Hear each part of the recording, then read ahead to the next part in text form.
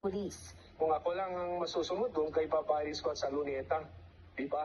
Para makita ng taong bayan kung sino yung gumagawa ng kalokohan. So, what's up mga par? Kumusta po kayong lahat?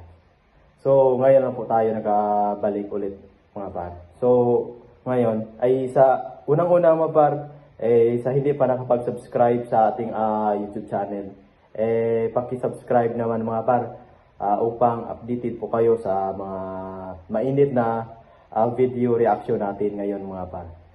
So, ngayon, may isang congressman mga par ay galing sa Zamboanga. Gusto niyang hatulan ng parusa yung mga politiko, yung mga kurap na opisyal sa ating gobyerno. Ay gusto niya ng hatulan mga par kung gumagawa ng korupsyon. Gusto niya ng hatulan na firing squad. So mga par, upang maintindihan po ninyo mga par, so ipakita ko yung video. Kasi ang tao pang malaman ang nila may baril, siyempre natatakot lahat eh. Sino ba naman gusto magpapapiring squad? Seryosong suliranin ang katiwalian sa Pilipinas. Batay sa 2023 Corruption Perceptions Index ng Transparency International, isang global movement laban sa katiwalian, 34 out of 100 ang score ng bansa sa public sector perception. 100 ang score ng pinakamalinis sa katiwalian, 0 naman sa pinakatiwali. Pang 115 ang ranking ng Pilipinas sa 180 bansa at teritoryo kung pag-uusapan ay katiwalian. Napakalayo nito sa top 1 at sa bansang Denmark na 90 ang score na isa sa itinuturing na may mahigpit na panuntunan laban sa korupsyon. Kaya para matigil ang malalang suliranin sa katiwalian, inihain ni Zamboanga 1st District Representative Kimer Olaso ang House Bill No. 11211 o ang Death Penalty for Corruption Act. Isinusulong sa panukala ang pagkakaroon ng parusang kamatayan sa pamamagitan ng firing squad sa mga public official na mapatutunayan ng sandigan bayan na sangkot sa katiwalian, paglustay sa kaban ng bayan, pandarambong at iba pa. Kung maisa sa batas, sakop nito lahat ng public officials mula barangay hanggang presidente ng bansa, mga halalman o itinalaga, gayon din ang mga opisyal sa tatlong sangay ng pamahalaan o ang executive, legislative at judicial branches. Kasama rin ang mga nagsisilbi sa constitutional commissions, government-owned and controlled corporations at iba pa, maging sa mga miyembro ng Armed Forces of the Philippines at Philippine National Police. Kung ako lang ang masusunod doon kay Papa Iris ko at sa Luneta, di ba?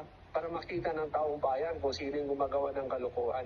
Nakapaloob naman sa panukala na walang public official, appointed man o elected na maparurusahan hanggang hindi pinagtibay ng Korte Suprema ang conviction. Samantalang magkakaiba naman ang pananaw ng ilang kongresista kaugnay ng panukalang batas.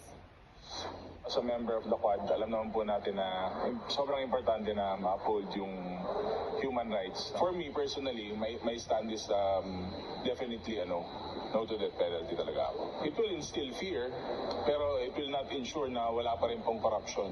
Plunder is the most logical crime to be included in the imposition of the penalty of death, no? Kaya kasi may clear benefit dun sa player o dun sa actor, and of course I think it is one serious step, no, to really send a signal that corruption should not be taken lightly.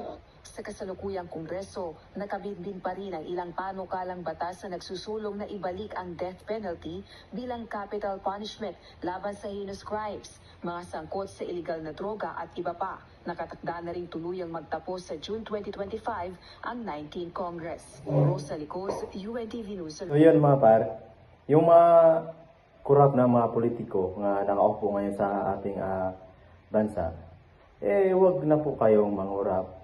Kung ayaw nyong i-firing squad, so gumagawa po kayo ng tama na wag po kayong mangurap kasi mas lalong dumadami yung mga kababayan natin nga naghirap dahil sa mga kurap na opisyal natin. Sila nyo na, tigilan nyo na yung lulustay sa pera ng ating bansa.